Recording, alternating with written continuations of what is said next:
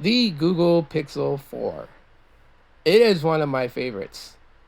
And honestly, I really wish that I had the skill sets, the tools, and the necessary parts to just modify this phone myself. Because if I did, I would swap out the measly 2800 milliamp hour battery and put a 5000 milliamp battery in this.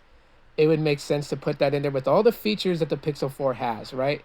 Project Soli, the radar sensor, and having motion sense on can kill this battery quickly. So when I mess around with motion sense, I tend to just only turn it on for what I'm gonna like show people what it can do. But motion sense stays off most of the time. With it being the way that it is, sleek design, nice build to it, it it's still a pain to just know that Google almost knocked it out the park with the 4. Now I feel like that Google knocked it out the park with the 7.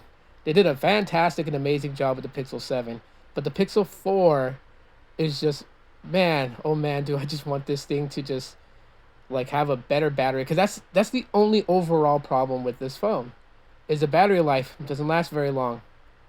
I mean, if I can swap it out for a 5000 milliamp hour battery, I would. Generally would. If Google would actually do that and be like, "Hey, we'll do it." That'd be sweet.